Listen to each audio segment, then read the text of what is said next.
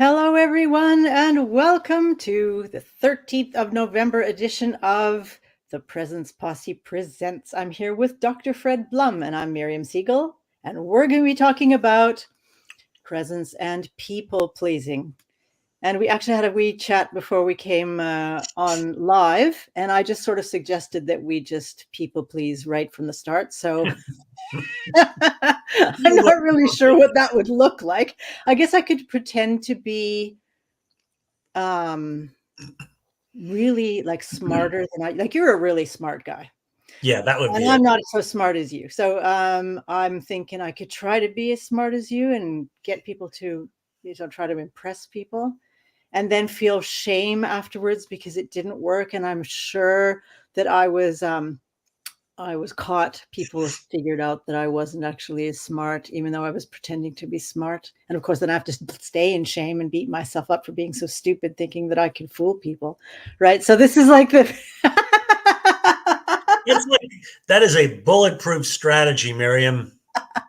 But it's a great illustration, I think, of like the snowball effect of this idea of people pleasing and having to have other people's approval and sort of going into the how do I have to appear and how do I have to show up for other people so that they don't actually see the real me or how I perceive the real me. Because generally speaking, people pleasing will be the way I think about myself and believe myself to be, and not even seeing who I really am necessarily, or like positive sides of me or abilities that I have. I'm so worried about, or I think I'm so worthless. So that's sort of, I just thought I'd dive right into it. Yeah.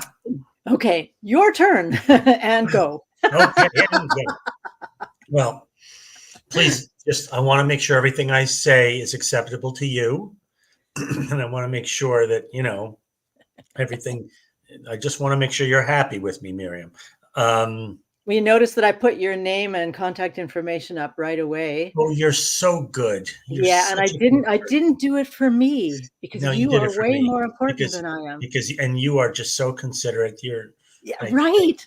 thank you You so much. like me now, don't you? Hmm. Oh, golly. Um, Oh well, okay. that now I feel Yeah, rejected, yeah, right. and now I'm going to retaliate. So I'm going to take your stuff Well, away. there you go. That's right.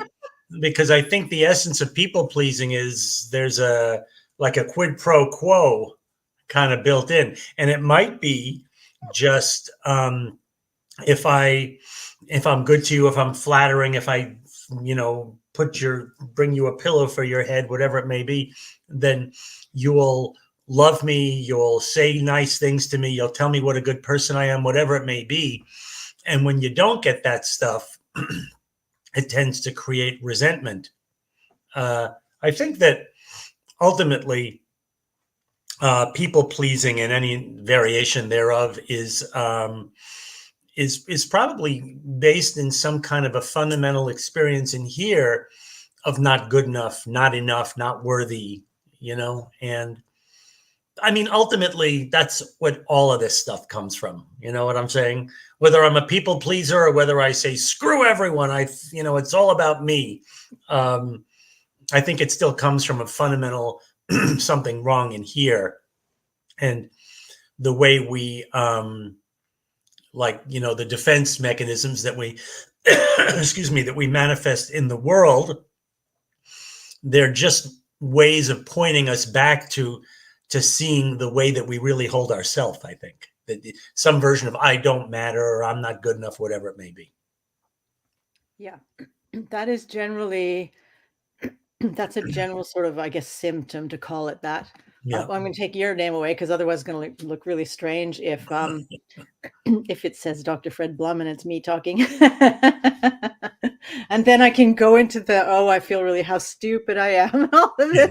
Right. And then people will think I'm stupid and then they won't want to talk to me and all of that. Yeah. It's amazing how we can do all of the things to ourselves that we're afraid that other people will do.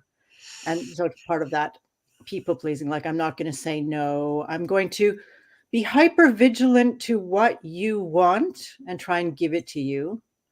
And so I know, I mean, at times I can be more in tune with what you want and who you are than I am with myself.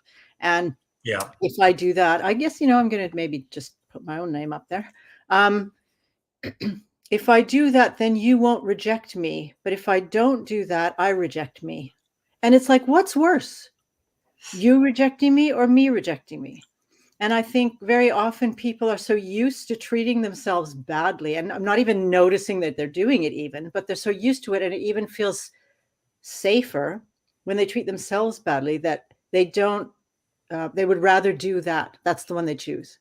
They would rather do that than be rejected by another person, because that Yeah, can I be mean, really. I think it probably everyone's got their sort of their ego, their psyche wired in a different way, and there are different models and personality tests and whatnot that help people kind of determine what they're maybe get a little more insight into the way they personally have done it.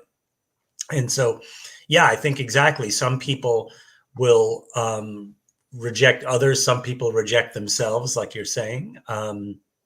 It's all it's like, we always end up coming back to this in these conversations, that all of these, like you say, are symptoms of some, what I would call some fundamental misunderstanding, right? We Mm, just don't remember who we really are.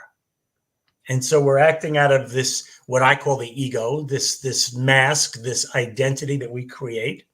And the identity then becomes the whole show. And so it's the identity that appears to reject others or appears to reject itself.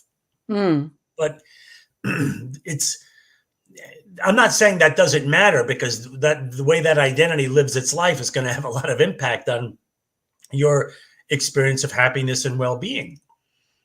But so my suggestion is, rather than trying to deal with the effects of the false self, trying to clean up the fallout of, your forgetting who you are, maybe just do the work, and it is work to remember who you are, to cut through mhm, some of the conditioning that has us believe that this false self is who we are.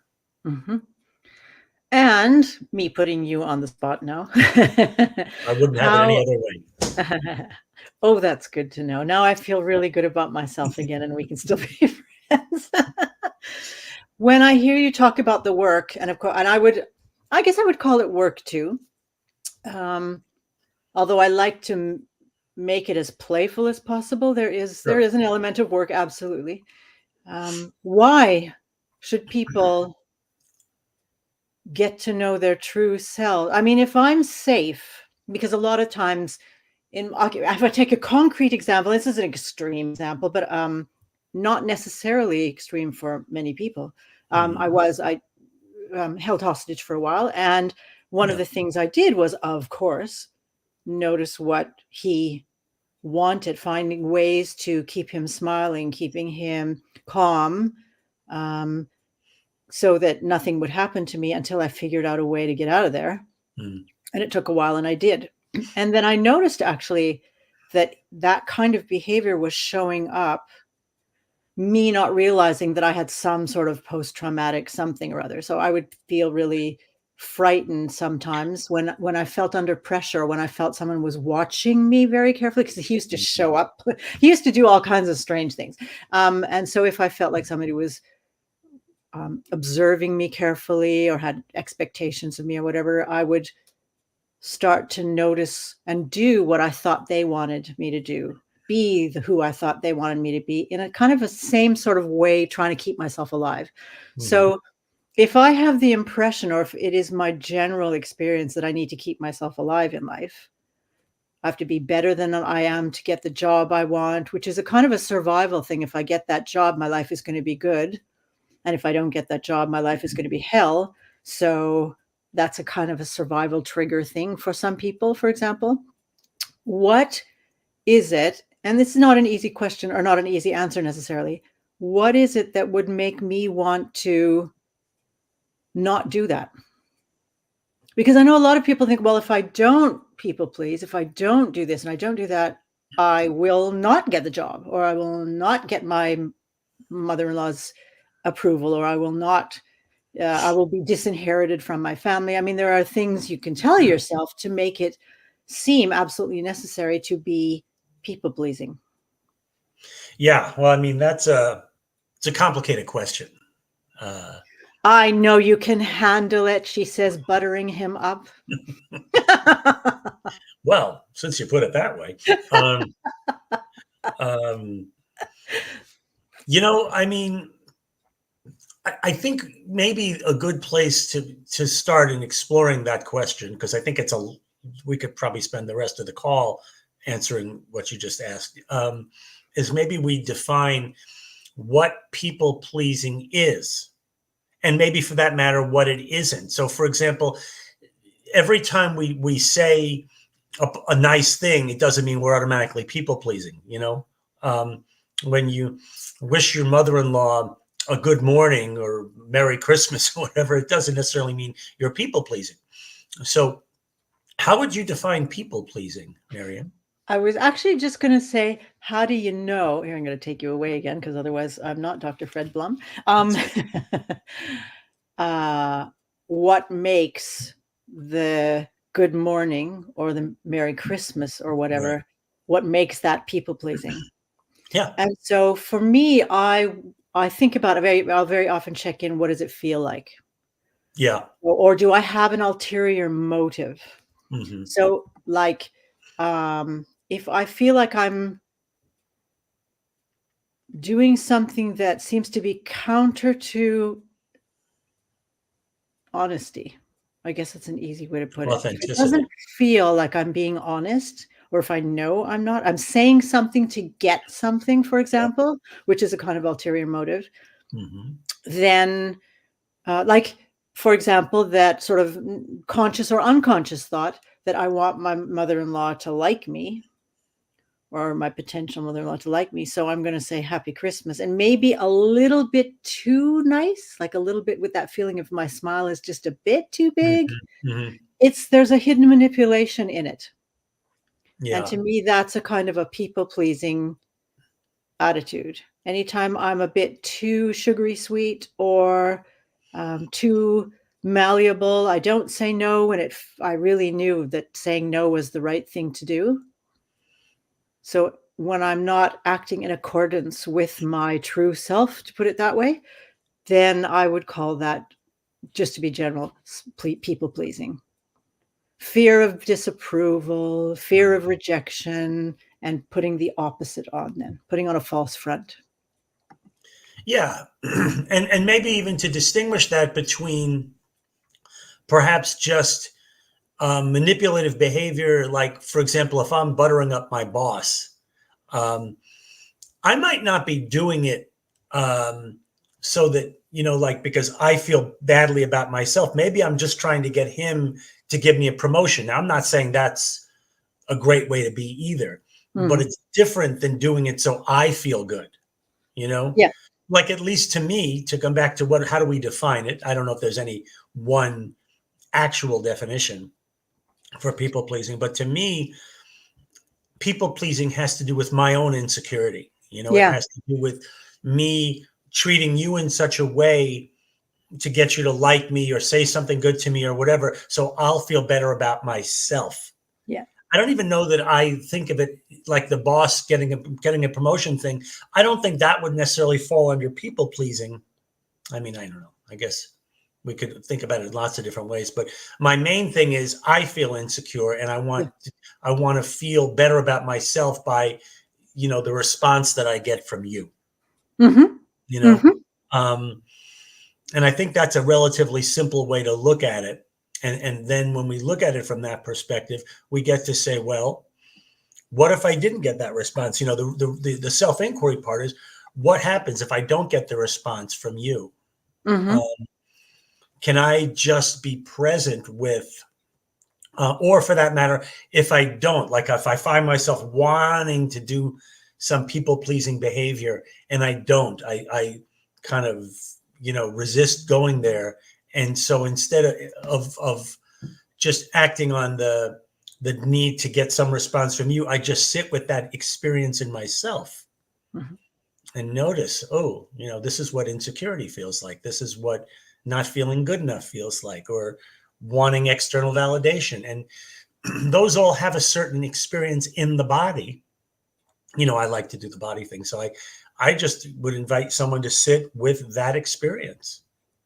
Just notice, really, that there's a part of me that is seeking approval. Mm-hmm. And get to know that part a little better. Get to see it for what it is, which is just a part that is needing attention, needing maybe even approval. But maybe I give it to myself instead of trying to get it from some external source. Mm-hmm. I was just thinking about, and I love that example that you're the comparison that you make between the sort of people pleasing idea of giving the boss what he wants to get a promotion and the not people pleasing variety of that, where giving the boss what he wants to get a promotion, which is a conscious decision I make to go along with something because I have a goal, not an ulterior motive of manipulation where I put the boss's needs before my own. Because in people pleasing, I think there's often that putting someone's needs before one's own. Mm-hmm. And that's why I'll often talk about this sort of sense of survival or safety. But if I know that to get a promotion, I need to behave in a certain way or meet some sort of expectation, Right. I can choose consciously to do that, being honest about that. That's what I'm doing. Yeah. People pleasing will be more of an unconscious, it's more of a reactive state as far as I understand it. So if I want to make sure I keep my job, I'll do what the boss says, because it's like being a hostage in a way. Hmm. It's like having to do it in order to keep, it's like, and as you described, what I would call an IOU, I do this to get that. So I'm giving up on something. I'm giving you what you want so that I will feel safe, or I'll do something for you so that I think you'll do something for me. There's an element of that's an element of people pleasing, I would say. But and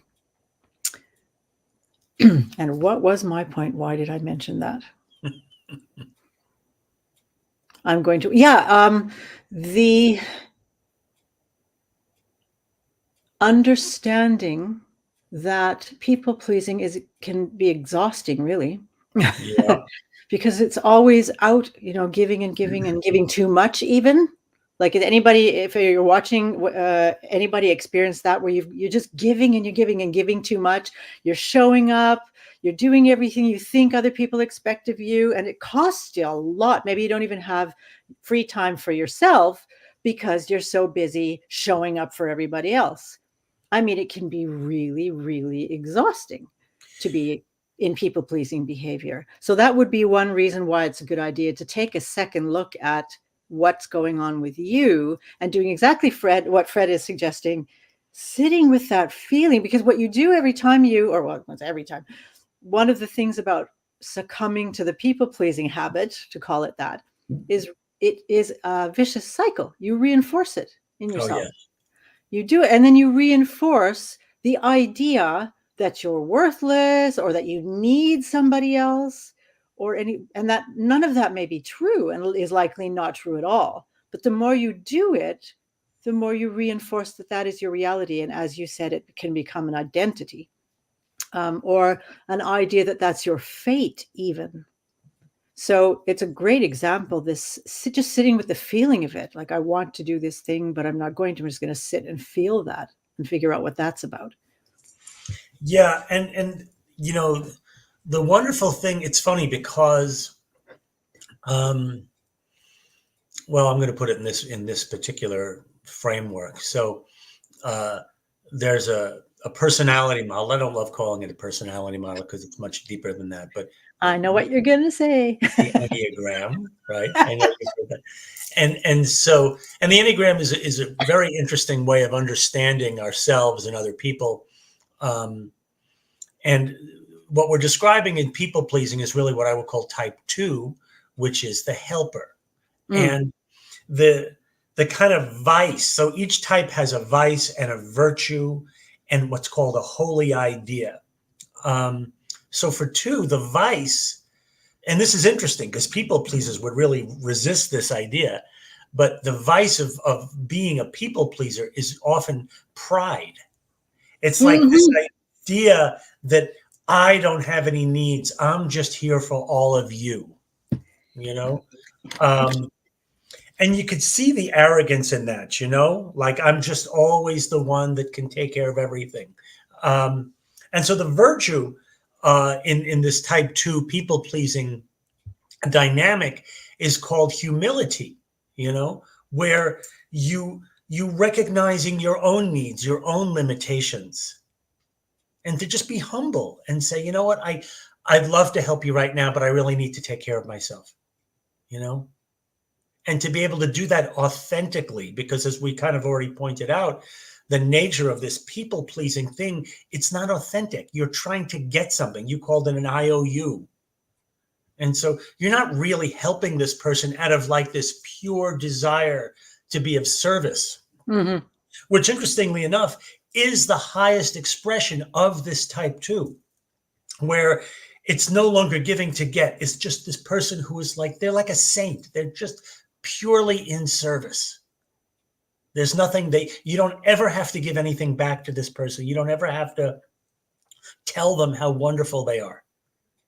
So that's the highest expression, and you recognize in the process of really just letting go of your need for some kind of payback, is you begin to sense like a greater level at which you are taken care of, in which perhaps you are loved, that it doesn't have to be like individual people telling me that I'm good enough, but you get a sense that just my being here is good enough. Yeah. Yep. It's intrinsic, really. Yes. Yeah. Yeah. That's terrific. That a word showed up in my mind as you were talking, actually a couple of them, because this idea of, thank you for asking me to help you, but I need to focus on my own stuff. That wasn't how you said it, but I'm just paraphrasing. Can be seen by some people as a really self-centered, egotistical thing to do, right? Not putting other people in front, but putting yourself forward, right? So that can be seen as egotistical. And again, it becomes what is egotistical? Because the other word that showed up in my mind was narcissistic. And that's a big buzzword I see all over the place now, this narcissistic, everybody's a narcissist. Right. So it's like, if you take care of yourself, where the fine line is between being very self-centered, perhaps even narcissistic, and taking care of yourself and your own needs, and not being this sort of manipulative, people-pleasing kind of in that sort of behavior, and learning where that fine line is. So it's like, when am I being selfish, put it that way, not selfish in a positive way, but selfish in a way where, in the narcissistic sense of the word, where it's all about me. Yeah. And when am I actually being self-caring? So the self-caring side of selfishness, which is a good thing, which is something I need. Like, as we can't drive a car without a tank, without some gas in or diesel in the tank, right? So we do have to fill ourselves up. But how do you know the difference? How do you know you're not being a narcissistic jerk, to put it that way? And how do you know when you're actually taking care of yourself? Yeah, and these are great questions. And I think that, like you already described it earlier, I think you said, there's a certain way that it feels, that like when I'm, this may not be immediately obvious, because if you've been in people pleasing mode for your whole life, it just is going to feel like the right thing to do. Or if you've been brought up to be sort of self-effacing and all of that, and been told that God loves people who are, or whatever you've been told, it can feel that is right. That is who I am, and that is the way I'm supposed to be. Yeah. So go ahead. Sorry. You want to piss somebody off to, try and point out that someone is people pleasing when they're not really ready to see it. And they're going to find that really offensive, and understandably, because Yeah. you're not really, you're not really supposed to pull the legs out of somebody's, identity, so to speak, until they're really ready to look. But, uh, you know, it really is as simple as just bringing awareness to it, bringing awareness basically to how, I and everyone else can be completely full of shit at times in the way that we show up in the world, and the I know in the way that we show up in the world, and the way that we're desperately like looking for little scraps of love or approval. Because again, that's where I at least believe the ego comes from. We wake up in the world around 2 years old. I say wake up because around two is when we first become self-conscious, like I'm a person, I'm an Mhm. actual person. Prior to that, we don't really have that experience. And so I think we look around the world from this incredibly pure and innocent perspective of a 2-year-old. And it's kind of like WTF, like the world is kind of, it seems intense and kind of harsh, and it's coming at us like a freight train from every direction. So of course we had to create this identity, like a buffer between ourselves and the world. Mhm. And for some of us, like that buffer kind of evolves over the next few years, and it evolves into getting love means that I have to help everyone. I have to be a people pleaser. For someone else, it means, I have to be in charge and I have to be authoritarian. And for someone else, it means I have to be perfect. Mhm. There's all kinds of variations. And it's when we can really see it, like, oh my God, like it's painful maybe to see Yeah. all this time. I thought I was just a good person. Like I'm just, because that's why I say it'll piss them off when you say, really, just stop. You get these people that are really like in your face trying to help you. Yeah. And at some point you say, you know what? I'm fine. Yeah. Really, just have a seat. I'll get my own glass of water, Yeah. And they're like, well, fine. I was just trying to help. And, Yeah. you Really know, insulted. yeah. Yeah. And, but I get it because it's like suddenly they're confronted with something, you know, and Yeah. if they're not ready, God bless them. It's everyone has their timing to see these things. But when we're ready and we can just think like just almost objectively, like you were a scientist or you were just curious, like, wow, is there really a part of me that is just trying to manipulate people into loving or approving of me? And to just be able to like, oh, and when I think about that, I get like a feeling in my chest that feels really tight and constricted. You know, can you just be with that? Mm. And here's the trick, by the way, and this is true for, it doesn't matter, not just for people pleasing, but the trick to being with that feeling is to let it be exactly what it is. It's not, in other words, the point of this process is not to say, oh, because it's uncomfortable. So there's a tendency to try and want to make it go away. Yeah. And then we do this really slick bargain with ourselves. We say, okay, I'll feel you if you go away, or I accept you if you'll go away. you know, nope, you know, but we really do. Like I catch myself doing that, and I catch my clients doing it. And so this idea of just being present with it, as though it were like a part of me that I'd rejected or denied in some way. And so now I'm just going to say to that part, I see you. I have no agenda. I just want to see you. Mhm. And it's a discipline, but that's the path to me to freedom. Yeah. Just let everything be what it is and see it until it can basically just return home, and then it doesn't have that power over you anymore. And that's really what presence is. It's just Hmm. being with it as it is, just as simple as what is. So if I feel whatever I'm feeling, I feel it until I don't, because it Until you will don't. just sort of dissolve on its own, generally It speaking. does. Yeah. You know. And then I'm left with whatever afterwards, and Yeah. usually more informed, Peace. um, peace and freedom and all of that. Hmm. Um, one of the things about people pleasing, I remember sitting, I can't remember, this is a long time ago. I can't remember who I was sitting with. They got a phone call from one of the children asking them to babysit the grandchildren while they did something. And the person on the phone said something like, I have an appointment or something like that. I'm sorry, I'm not available. So I can't do it. And hung up the phone. And I was sitting sort of just observing this.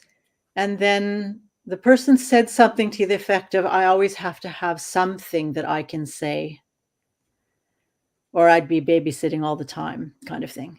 Right. And I thought, why didn't you just tell the truth? I just don't want to right now, or I'm spending time with Miriam right now. Or yeah, or no. And it's hard to say no. Yeah. It really is. And sometimes it's even polite to give just a brief explanation.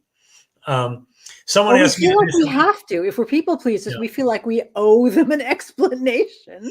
I was at lunch with some friends the other day, and one of the four of us had this idea that she wanted to do this thing, and she asked everyone, and everyone, like the people on the table, kind of they were just kind of like, they didn't want to directly say no, but they were like, eh. And then one of them said, "Oh, Fred will probably do it with you." Just kind of threw me under the bus, and Thank you. I had to really check in. And my friends, the one who was asking, her name is Faith, and I said, "Sorry, Faith, I'm just not feeling it," And it was like, there was a part of me. Now I know Faith is like just a sweet, sweet person, so she would never like attack back at that moment. But there was a moment where I like braced for impact, like just not feeling it. Like, is this gonna be, gonna hit me? But there was no. She just went, okay, it was fine, which is the interesting part. Years ago, I also talk a lot about Byron Katie as a person whose work I've studied, and without getting into a whole big story about her, she's someone who seems to live perpetually, as far as I could tell, in this state of presence, in true self or whatever. And quite a few years ago, I had driven to, I think it was Massachusetts, to do a weekend training with her, and probably most people that watch this Presence Posse aren't aware that I used to be like this kind of energy-based chiropractor. I did this hands-on subtle energy work, and I thought it'd be really cool to share some of that with Katie, which was totally people-pleasing on my part, by the way, because really all I wanted to do was to have her give me some special attention. And we had tried. The first time I offered, she went, "Oh, that's so sweet. I would love to, and let's find some time to make it work." And so every time at the break, I would approach her, and it was always not a good time. And then one final time, I guess towards the end of the weekend, and I think at that point, I was probably feeling a little like desperate or needy to try and do this. And they were taking her off on this little golf cart to go rest for lunch break or whatever, And I said, Katie, would you like to do that thing? And she looked at me and she said, like very direct, she said, "Thank you and no." And off they went on the golf cart. And I was left there with like all my own stuff. Yeah.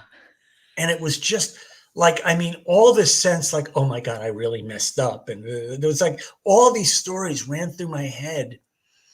And I was able to just kind of pay attention to that, notice. And it took a while, like it really like cut deep into me. And in retrospect, it turned out to be such a gift. Yeah. Just 3 words really. And it was like, by her not giving me an explanation, by her not saying, "Oh, you're such a dear and I'd love to, but da da da da," thank you and no was of so much more service to me than her just kind of trying to spare my feelings. So that is such a great story. And thank you very much for that. It has me thinking about how people pleasing in the one can trigger people pleasing in the other. So, Right. right, if she had said, like, you're trying to be people pleasing her, right, and getting, so you're Mhm. needy, getting attention, whatever it is, and then she answers with some sort of, oh, that was so sweet of you, and I really love to, but I'm, and all like Yeah. excuse whatever. It's actually a people pleasing response. It might have been, who's to say You know, with her? instead of just thank you. No, I mean, like, if she had done that instead of just saying thank Oh, you, right. no, but had Yeah. come with some sort of way to sort of soften the blow or Right. deflect or whatever. That's very, again, a sort of a, well, if I do this, then it'll be okay. He won't feel bad about himself. Sort of caretaking and people pleasing, that sort of thing. So it's funny how the one can trigger the other sometimes.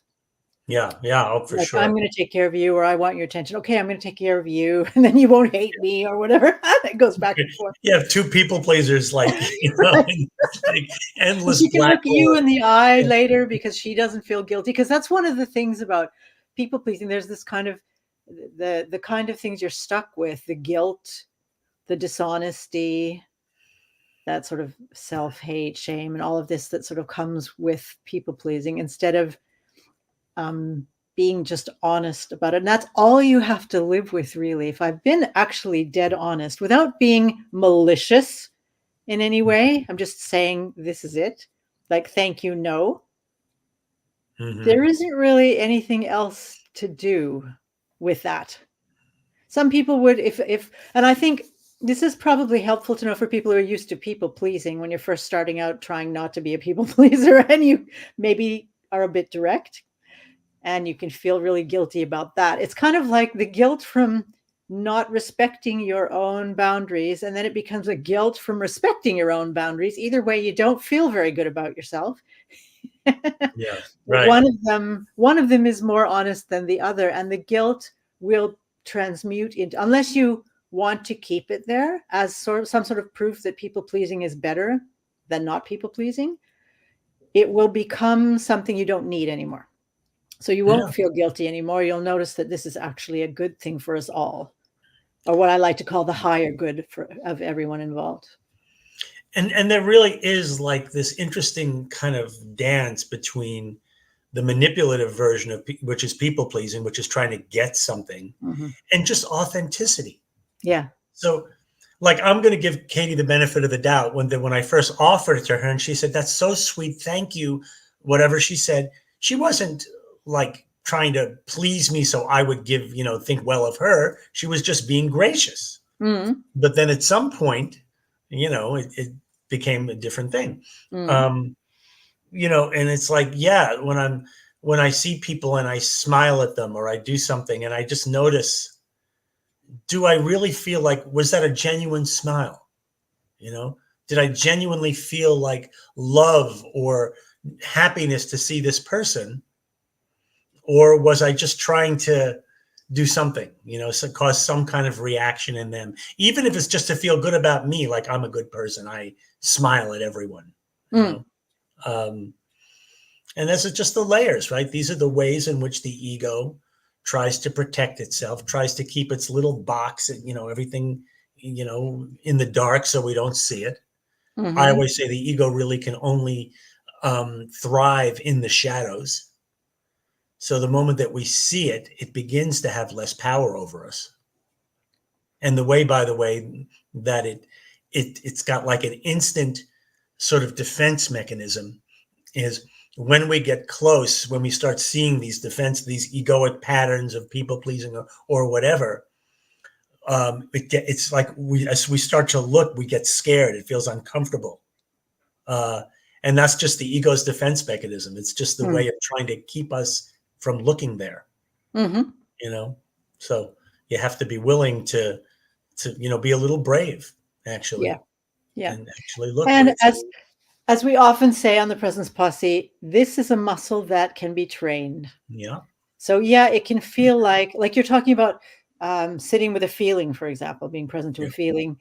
It's like, yeah, it could be a lot. So in the Mhm. beginning, if it feels really, really uncomfortable and you're not used to that discomfort because you're used to giving in and going into the people pleasing behavior, just Mhm. know that. So allow yourself a few seconds, Yeah. right? And just sit Just with a it for a simple few seconds. pause. Yeah, just to give yourself a chance to get used to it, because as any muscle, your sitting with it muscle will get stronger. It really And does get stronger. yeah, it's like I had a friend who, I can't remember what we were talking about, but he said he was feeling uncomfortable. And he said, but I'm okay with discomfort. And that's kind of like my experience of it is like, yeah, I can feel uncomfortable. Hmm. Yeah, so what?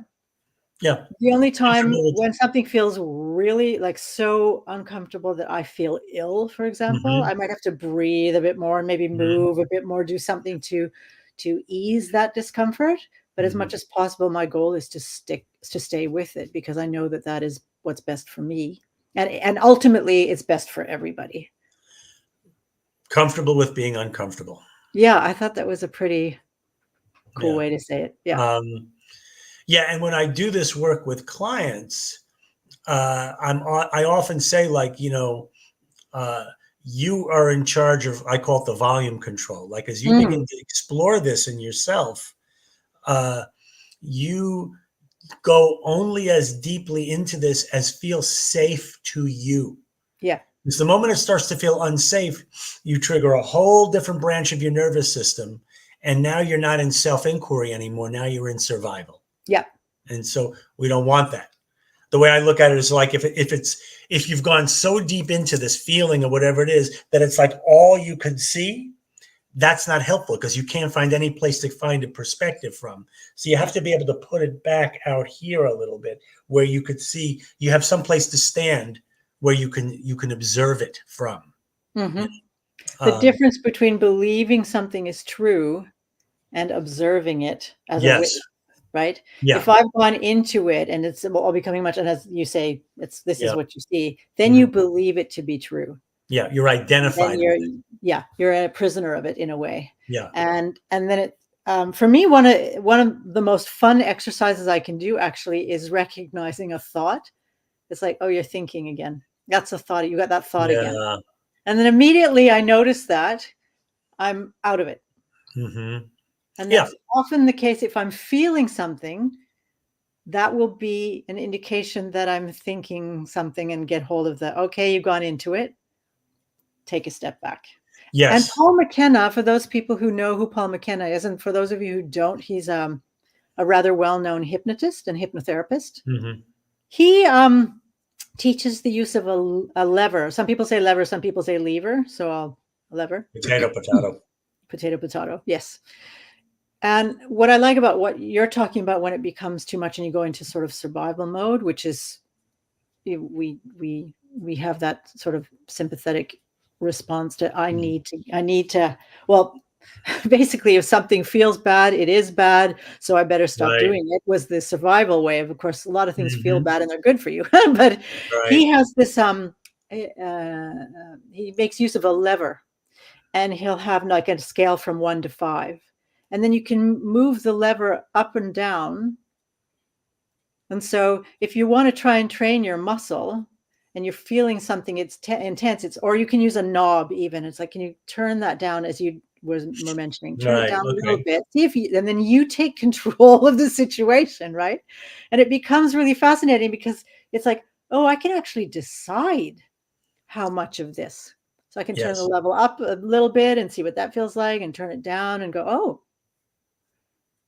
it can be even a distance. It's like I can move back and move forward, Yeah. see And what it knowing feels. that gives you a tremendous amount of safety, because you Yeah. really know. I mean, here's the thing, occasionally, I mean, and this is not the same if you're by yourself, but when I'm working with a client and Mm. sometimes they go a little bit too deep and I have to do what I call talk them off the ledge, it's not Yeah. really, I mean, really, it just comes down to, let's take a few breaths, let's feel our feet on the floor. It's not that difficult. Mm. But in them, it does, because the way you experience that is fight or flight. And the brain, you could be sitting in a chair in a perfectly safe environment and your brain is saying, danger, danger. Mhm. So um yeah, unwiring that is another part of this equation that we have Yeah. to sort of practice a little bit, practicing you know learning to see these reactions and learning to hold them in the space of acceptance, of love. Mm-hmm.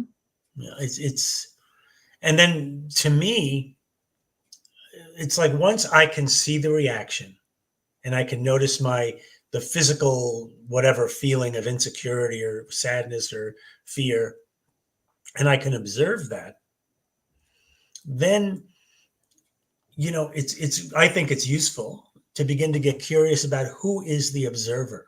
Yeah. Um, and the first response naturally would be, well, it's just me, like another part of my ego looking at this part of my ego, which That's is okay. fine. Yeah. It's totally fine. It's a step. And it's a step. And there are levels beyond that. Mm. Because then you go, well, can I be aware of this part of me that's looking at my ego? And you can actually go out like layer by layer, which, by the way, also feels a little bit like a muscle. Like when I've done this, it's like it feels like, can I stretch out to one more? And at some point, you're going to get to a level of observer that feels not like me anymore, not like my identity, Yeah. but just like the space that I would call awareness or presence. Mm-hmm. And the space is always present. We're just so identified. And I like that word, identified, identity. Like, we're so identified with this ego that the wiring, the neurology has made that look like who all we are. Yeah. So we just got to lay down some new pathways, really. And it actually can be that simple. Not necessarily easy, but yes, simple. Or some people say it's simple but not easy. Yeah. But it can actually be, for some people, once they figure it out that that's what it is, it can actually be really easy. But for a lot of people, it isn't. And I find that it can be really helpful to train when we're talking about presence practice is, okay, you're sitting in a chair, you feel like you're going to die, but notice that you're not actually dying. Right. Or what somebody said to me once, which was brilliant. She said, so die. Which was, it was wonderful because I went, okay. And then I was fine. Like I just died. And then I was fine. It wasn't what I thought it was going to be. And then that showed up again, of course, because our nervous system is going to check to make sure, right? Yeah. It's going to bring it on again. Yeah. And I thought, well, okay, I guess I'm just going to die again. And then I just kept dying. And then finally I just started laughing because every time it came up, it was like nothing like I was afraid of. It was like, okay, I think I can just die a lot. It doesn't matter. But the idea of, okay, of just a moment ago, you were sitting in the same chair and you were just fine. And now you're sitting in the same chair and you feel like you're going to die. Right? And if you just stay there for a moment and don't cultivate the feeling and start believing it and reacting to it and acting on it and just breathe through it or whatever. And sometimes I'll ask them, how many lamps do you see? How many, like, be very concrete, touch your eyes. What does it feel like? Whatever. So that they can notice that it's, exactly. Feeling the ridges on the fingertips. Right. That's positive intelligence, you guys, in case you don't know. Then they start coming out of it. And then I'll point out to them, you're still sitting in the same chair. And now you're starting to feel better. So the idea that you believe your feelings and you believe all of this, I'm going to die and all of this, it doesn't make sense anymore, does it? Right? Unless there's actually somebody there pointing a gun at you or chasing after you with a knife or whatever. You're not, you're fine. You just feel really lousy, but that's not a truth. It's an indication. So that's the practice, is actually just noticing, here it is again. What I love about what you're saying is that you're illustrating the disconnect for them in real time. Yeah. Like, I feel nervous because, something triggered this fight or flight reaction in me. Therefore, I must unexamined, because the whole thing here, this is what self-inquiry is, right? We're examining what these long-held, unexamined beliefs. And so when you slow down and you begin to examine it, the first thing is fear, fight or flight, all that stuff. And then if we react to the fear, like I said, that's just the ego's defense mechanism. And then we can we can chase that spiral as long as we want. Oh, yeah. Oh, I feel it, so I must really be in danger. It's Yeah, like, no, you feel it because maybe you were in danger at some point. Now you're just it's just your system firing. You're still in yeah, the same terror. You're still in the same right. situation, but you're fine. Really take a look.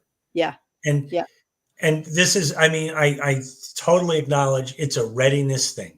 Yeah. Like you're either ready to do that or you're not. And I know you're also a psychotherapist, and some people maybe just need much more like very slow kind of psychotherapeutic. Let's just talk about this for a little bit longer. Tell me, Mhm. you know, Yeah, because you can go from the "I'm fine" to boom, they're right yeah, in their right. trauma. They're so triggered and they have no idea what's really going on, Yeah. um, because they're lost in it. And then there's the slowly but surely getting them to notice and come out of it. And it's the Mhm. same work, it's just a bit more, or sometimes a lot more demanding and minute. It's like, okay, Yep. for 1 second, just feel like if you can notice for 1 second, is there anything in the room that doesn't seem dangerous to you? That sometimes that's just a yeah, because it'll be like, okay, well, the color yellow. And I'll say, okay, just notice the color yellow in that painting on the wall. And how does that feel to see that? Oh, I like it. Okay. Do you notice that you don't feel that scared when you look at it? Oh, good point. And you're still in the same room, in the same situation, sitting with me, nothing's happening. And sooner or later, it starts to take hold. And if there's a lot of trauma, you got to go do it in a lot of Yeah. situations. Yeah. But depending on how many areas of life had been influenced by this kind of experience, but it's still the same kind of work. It just may be more minute. Really, all you're doing is inviting that person's nervous system to catch up with reality, Yeah. or slow down and let reality catch up to them, whatever. Yeah. Yeah. But yeah, we just see it just becomes apparent at some point, however long it takes, it will become apparent that all of the drama and all of this reactivity, all of the need, people pleasing, uh, the need to somehow prove our worthiness or get love, because that's the way you get love, is by being a good, helpful person. Um, all of that just falls away of its own. It's just the most remarkable thing to see it, Hmm. but seeing it intellectually, I know that's not what either of us are talking about, Nobody or can help. yeah, it doesn't hurt to see it intellectually, but Yeah. there are so many layers of the conditioning. Yeah. And you can't know it intellectually. You actually have to experience it. That's exactly what I'm saying. That's exactly what I'm saying. And that can be a miraculous thing. Oh, yeah. And depending on somebody's, like, there's a timing to everyone's unfolding. And so one person, you might say, just slow down for a sec. You don't have to do anything to get my approval. And their whole world might open up from that one sentence, you Yeah. know, Yeah. and Their someone else. brain might go, I don't know Right. what that means. You Right. actually said a really important thing. You mentioned love, like doing something to get love. And for me, it's like, and you might want to notice that that's not really love. If you have to do something Yeah. to get love, there's that IOU again, right? Yeah. Right. You're buying something, you're buying loyalty or you're buying safety or whatever you're doing something to get something. That's not what love is, because love doesn't have that kind of condition. Love is pure energy. It just flows. It's there. It's just there, and it's there all the time. We get in It's the way, but it's there all the time. There is Well, no barter in exchange for love. I mean, let's just take that one step further. Again, nothing I don't think that you're unclear about, but that, you know, love is not only present all the time, but we are love. And, uh, in perhaps another conversation, only because it would take a little bit of time, I mean, I could logically show you that you're love. Love being just another word for consciousness or awareness or being. I like the word love, but it could be any of those words. But we are that. We are exactly what we have been seeking. And Mhm. that's the great irony, the great paradox of human existence, is that, we're going to seek and search and try and find, what we already are in the world. We're going to try and find it through somebody else smiling back at us when we smile at them. We're going to try and find it by helping. We're going to try and find it by being perfect, whatever it is. And then at some point, if we're lucky or if we're diligent, we're going to see that you were, Dorothy, you've been home the whole time. And that's the great irony and the cosmic joke, I think. Yeah. Somewhere along the line, a lot of us have been taught that who we are, that's not love. Love is approval. Love is acceptance. Yeah. Love is a lot of things. Right. Love can even be pain. Right. Attention. People are afraid of being honest because they won't be loved. It's like love, they equate it with pain. And that's not it. And even you mentioned chaos earlier. Some of us are so used to chaos. When we finally start coming back to just being, like being ourselves and being, it's so quiet. And that feels really uncomfortable. Yep. Being love. But it's like, but that's it. That's how we started, and it's there all the time. And we don't have to do anything. The remarkable thing is that, like, when people have a moment in presence, in love, in being, it is, at least in my experience working with the clients that I work with. So I'm not working with severely mentally ill people, or, so I'm not saying this is necessarily universal. But for the people that I work with, just what I call a glimpse of that can be life-changing. And there appears to be something about doing it with another person or a group of people that somehow amplifies the effect. This is what I think Jesus meant by 2 or more gathering, actually. And that glimpse, I believe, it's very powerful. There's like a stillness and a peace that just pervades the space. And it could be a Zoom call 1,000 miles apart, and still that space changes. And they feel it, and I feel it. And sometimes we'll just sit there silently for several minutes and just let that, because I know that the nervous system that's like vitamins for the nervous system. And it's just reorganizing and rewiring itself in that space. Yep. So whatever it takes for us to be able to catch a glimpse of this true self,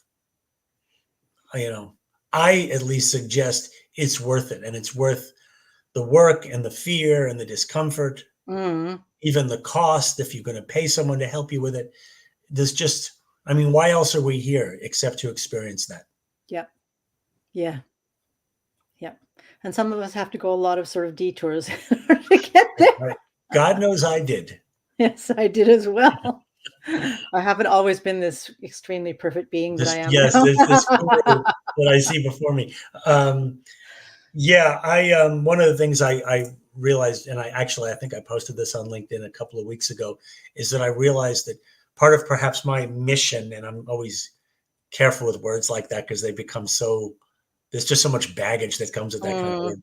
But nonetheless, part of my mission might be to help shorten people's path. Yeah. To decrease their learning curve a little bit, because it's not required that we all go in circles forever. No. There is such a thing as learning from my mistakes instead of from your own. Yes. Yes. And coming back to what you said earlier, again, paraphrasing into my own sort of language, this, instead of immediately acting on the urge to please, just to get the ball rolling, just invite the thought, what if I don't? Just for a second, even the thought itself may give you just 1 second of that experience of love and presence and eternal time and spaciousness and all of that is in one moment. What if I don't? It's such a great question. And there's a lot of variations. Like what I love is there's a question that says, who would I be if there were no problem to solve? Yeah. Okay. And you could modify that and say, who would I be if I had no one to please, or if I didn't have to please anyone? Who would I be, ... and just find out what your pattern is. Who would And I be if there were no demons? right. Who would I be if I didn't have to be perfect? Yeah. Who would I be if I didn't have to be in charge? And Scared, yeah, well, you might be scared. You might for be, example. you No, I might mean, who would feel, I be if I didn't have to be scared? oh, who would I be if I didn't have to be scared? Yeah, Yeah. right. And we see those are all just, again, the Enneagram only has 9 primary types, and each one of them has some story. I have to be perfect. I have to be helpful. I have to be in charge, Mm-hmm. and who Yep. would I be if I didn't? Whatever your story is, can be quite like, what's the word? It's informative, but it's like freeing, like Yep. enlightening. Yep. Yep. But it's not an easy question, Nah. you know. Like we said, it may be simple, it may not be easy. It's right. It's I was easy to just say. thinking, throwing this in at the end, and this is of course a topic that the Presence Posse can come back to and talk even more about presence or aspects or whatever. Just this idea, even that in order to keep myself alive, I have to be scared. Like I have to Oh be in yeah, fear because it keeps me on my toes and it keeps me alive. yeah, I think there are a lot of people that don't realize that that's what they're doing, that's what that, they believe. They believe yeah. that they have to be scared. Hmm. And when you get to thinking that way, it's like, wait a minute, do I? Yeah. Again, Well, asking the question, do you really? Like Byron Katie, you like to quote Byron Katie, is it is true? it true? Yeah, yeah, Right? I love that. And it's so simple. Is it true? yeah. So, but we've come to our hour, Fred. Somehow we fill the space up again We've managed to with our do it again. with our mindless rambling. Pleasing our audience. We are pleased out there. Our, our legions of Oh, dedicated viewers and yes. listeners. Is there Thank you. anything you'd like to say about anything you're offering or any last words? No, I'll give you a preview of something that it's not the official rollout date will be December the 7th, so about 3 weeks from now. In fact, exactly 3 weeks, I think, from Mm, now. And essentially, I've been toying with the idea of groups and creating some kind of a group where I can share some of these ideas, some of the things we talk about, and some of the ideas that I've come up with along the way. And what I've decided is I want to do something that is basically a no-brainer for people. So it's going to be what I consider to be like the Netflix of self-realization, uh, where it's going to be very, very low fee, maybe $20 a month for people to join this group. There's going to be a couple of live meetings a month. There'll be all kinds of other stuff going on. We're going to have, probably once a month, maybe a guest speaker like Miriam Siegel, for example, and other Posse members, or just what I want to do is just create a space where people can, like we said earlier, like sort of cut the line uh, in this whole spiritual growth process a little bit. And so I really want that to become something like I envision this having hundreds of members actually. mm, And, just being so easy. It's like 15, $20 a month. It's like, how many times, who like wonders every month that they should keep paying for Netflix? yeah. It's just, that's what I want this to be, like a resource that is available always for people at very low cost so that we can begin to share some of these ideas with a larger audience. And, so that's my announcement, and I'll keep you guys posted as it gets closer to, Yay. launch time. Excellent. And put the information in the Presence Posse Facebook group so that people will Mm-hmm. know that it's there. And Mm-hmm. thank you. And where do I sign up? I would love to be part of that.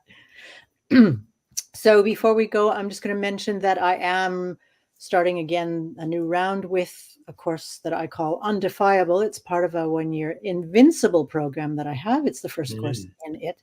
And Undefiable basically means cannot be defied. So as we've been talking about people pleasing and getting used to just being in discomfort and being comfortable with discomfort, and Mhm. all of this sort of strengthening and empowering yourself. This is a 12-week online program to learn and practice excellence level life skills so that Mm. it would be much more difficult for you to be blown over, what do you call it? Head over heels. Mhm. Just stand in your storms and be flexible in those storms. Resilience. Yeah. Yeah. So this is an opportunity to work online and work with me for a 12-week period. And it may actually be of benefit for those of you who are going into the holidays with a feeling of trepidation, discomfort, and oh God, the family dinners and all of that. And I mean, that's something, it's Christmas, yeah, or whatever holiday you have, but this is something that generally will continue throughout life, that we have gatherings, we have situations where we feel uncomfortable.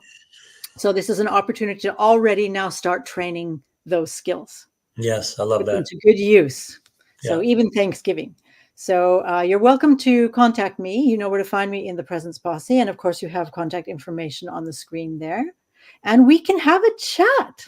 And it's free to have a chat about A this. little So chat. a chat. Wonderful. Yes. I'm excited about that. Thank you. Me too. I love that program. So thank you, everyone who's watching. And on behalf And of our absent Presence Posse members today, yes, we wish you all a good week and a good month. And we will be back on the second Monday of December with a new topic about presence and being in the world. So we look forward to seeing you again in a month. And we'll put, of course, information on that in our free Presence Posse group. So if you're not already there, you know where to go. And I mean that in the best way. Take care, everybody.